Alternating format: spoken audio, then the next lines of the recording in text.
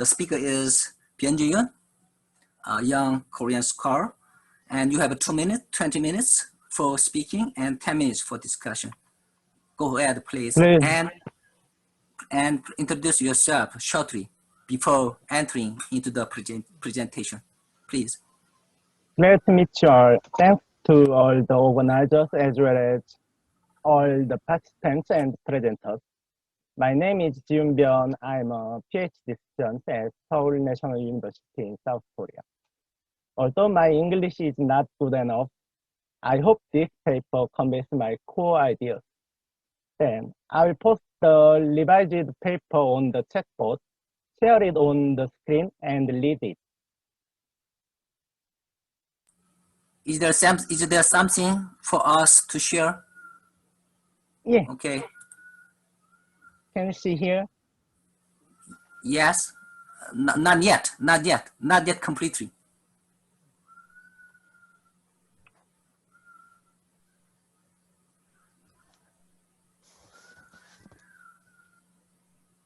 Can I start?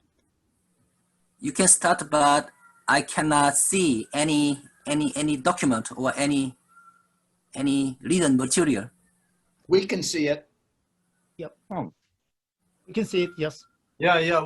I can read it. Yeah. If you can't see, read my type on chatbot. Can you see that? I cannot. Oh, we have so little time. Moderator Lee Chang-Uh cannot see nothing. All the rest of us can see it though.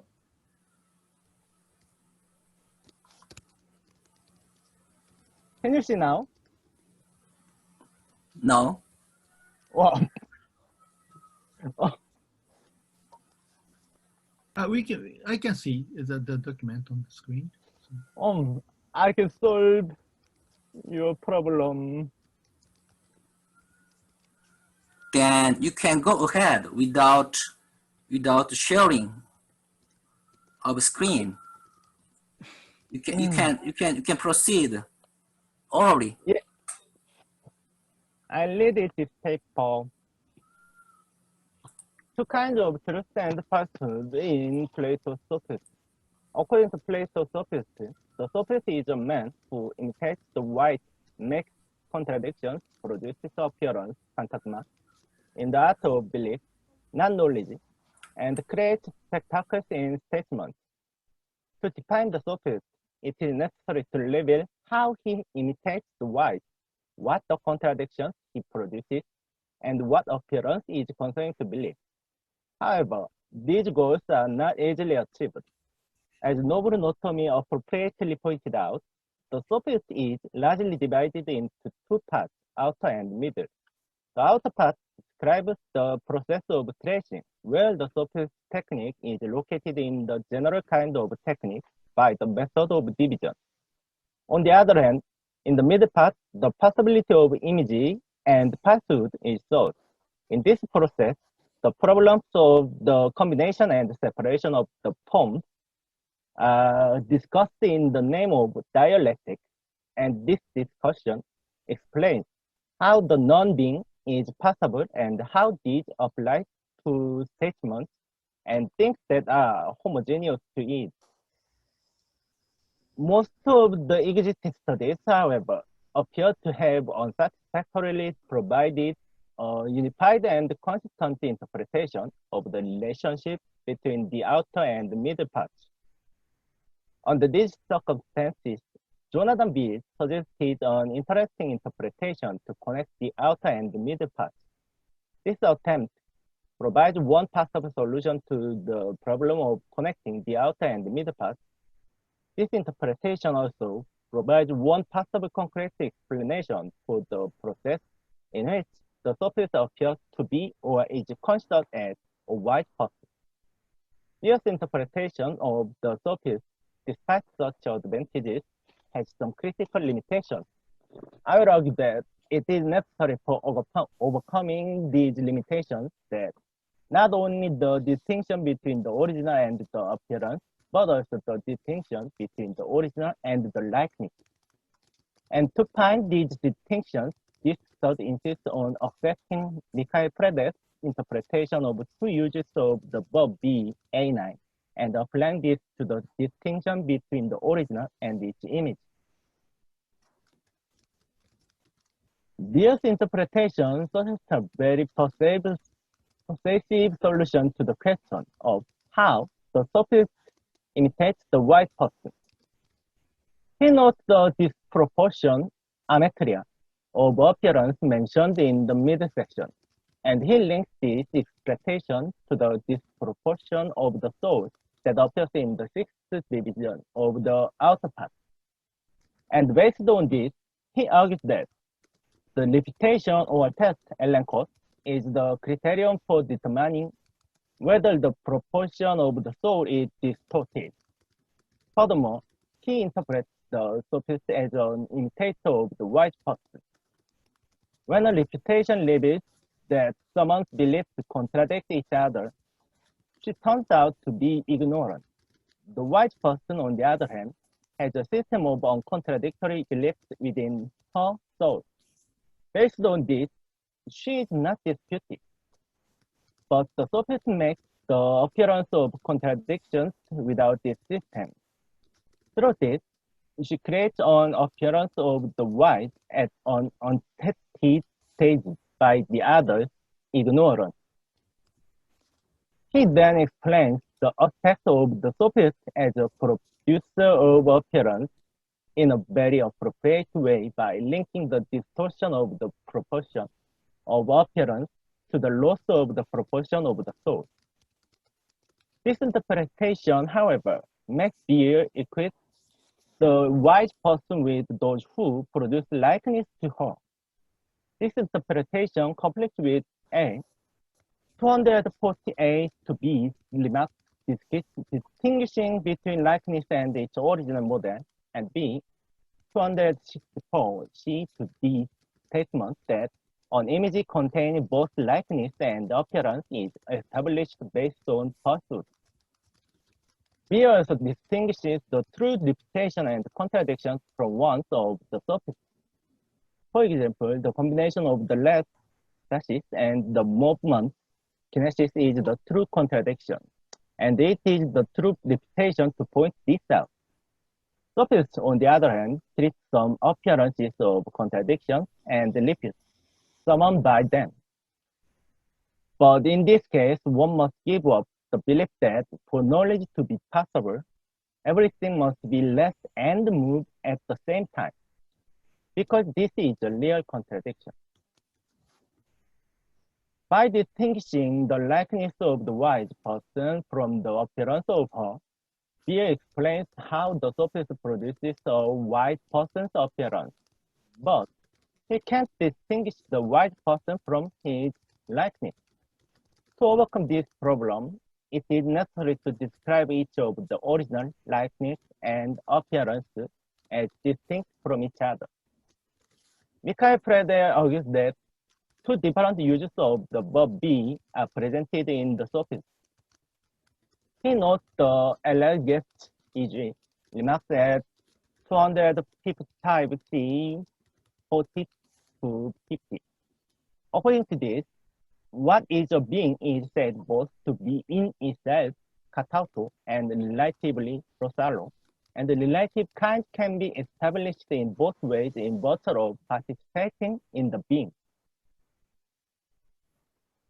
Something is X can be used in two ways without discussing different meanings. One, to describe the nature of the form. Two, to describe the attributes of an individual X.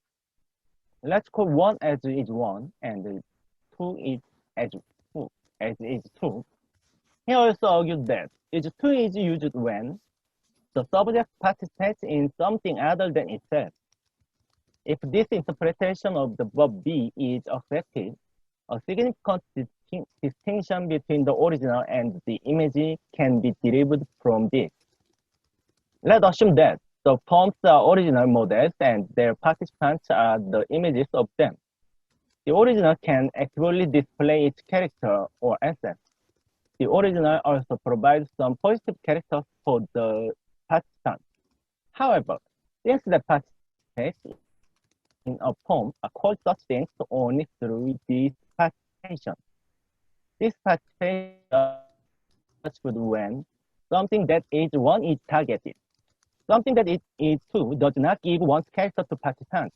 Socrates, for example, is a human by participating in the poem of human being, but Theaetetus can't be a human by participating in Socrates. According to this interpretation, the original participants could be regarded as images of it.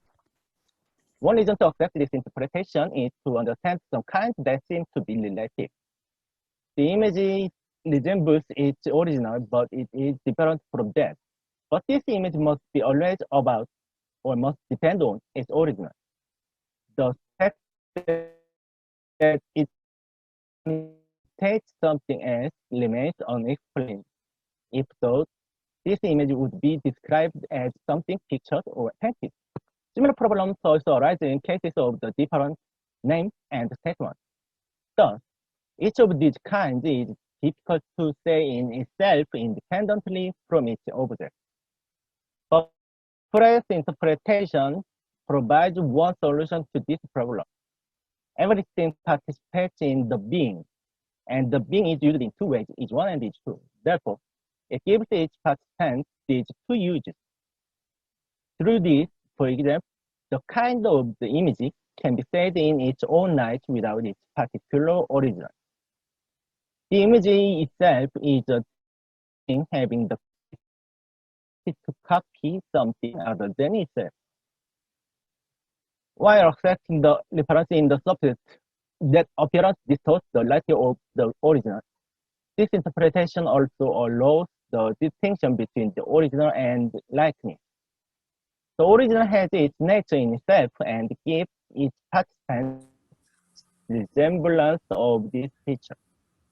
On the other hand, likeness shares the present state of its original but does not have the active capacity of the original. And in addition to this lack of the active nature of the original, appearance also lacks the present state of the original. I'm sorry, Dr. Byun, Mr. Byun. Yeah.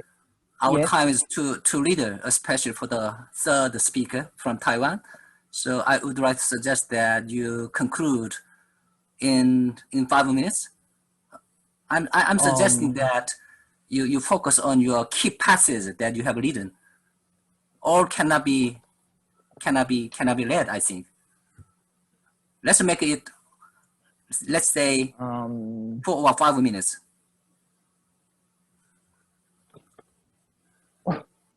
I hope you will read my paper personally. I'm sorry. If you can read, and I only read my conclusion and then job. Can I do that? Please. Yeah, I read my conclusion only. An image can't have by itself the active aspect of its original. However, unless the likeness succeeds in reproducing the present state of the original. Appearance, on the other hand, fails even to resemble that state. In this sense, the original that actually exists, its nature is true, and its image becomes the first thing in its relationship to this true original. And then, both likeness and appearance succeed in referring to the original, but appearance distorts the original proportion while likeness imitates it. Nevertheless, appearance, like as likeness does, succeed at least in indicating the original. This reference function allows appearance to keep a relationship with the original even though it is false. In this aspect, there can be a distinction between likeness as true and appearance as false. Truth is understood differently in two dimensions: ontology, the original, and epistemology, likeness. The former depends on whether something is in itself or is in relation to something else. The latter is determined by whether or not the image represents the current state of the original. Therefore, appearance is double false. It is only a participant in the original, not original itself, and it has to represent the proportion of original. Yeah, I end here this point, but I can't. I didn't say about real reputation and real contradiction distinguished from false things in Bier's argumented that. But I against this distinction. About this thesis is chapter 3 and 4. I described some problems.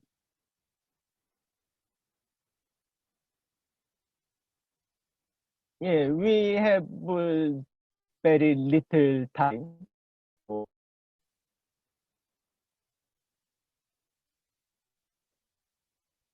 I can You are done?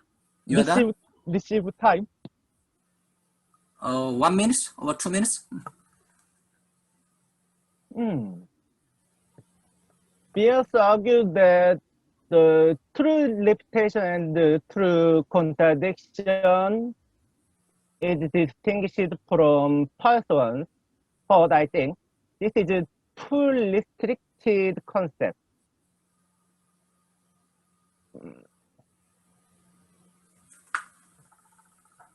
Oh, I can hardly speak in English. Okay. Okay.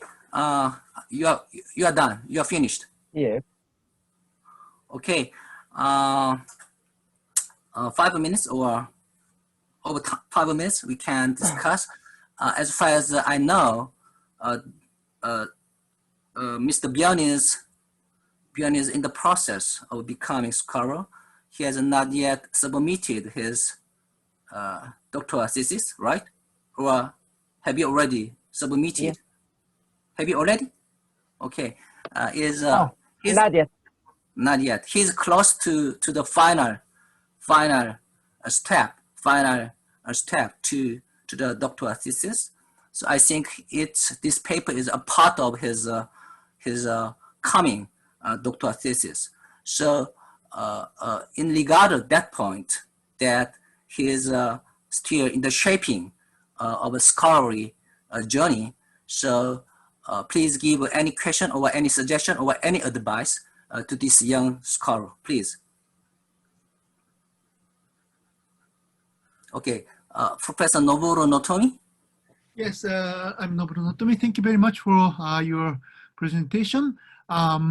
Yes, I have a question about the relation between the outer part of the dialogue and the middle part. What done in middle part? Because you mainly discuss the distinction between likeness and phantasma apparition in the outer side. And what's the middle part contribute is probably Michael Freide's distinction you mentioned. So how crucial is distinction of two ani to the outer part? Could you clarify the link between the outer part and the middle part? Yeah, I think this distinction can explain previous 6 divisions can be regarded as is to use in is to use, and last division and definition is can explain in is one use. I think that.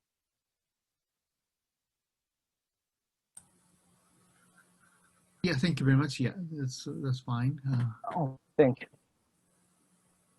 Is there any other suggestion or advice or okay?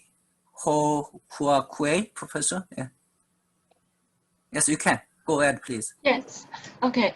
Thank you for your paper. And because of the limits of time, and we cannot really read through it.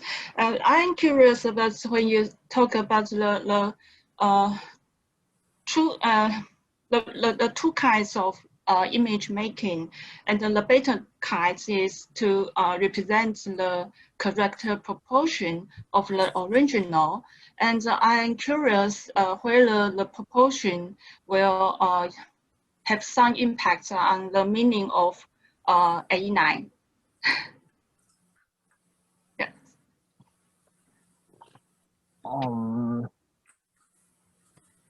Yeah. I think A9 is understood in two ways and or two dimensions. So proportion is thought likewise. The original have original proportion, and it use this proportion to produce some additional judgment or additional effect. But Leibniz imitates this proportion, but it can't use this actively. And appearance has not this proportion at all. This is my structure of this thesis.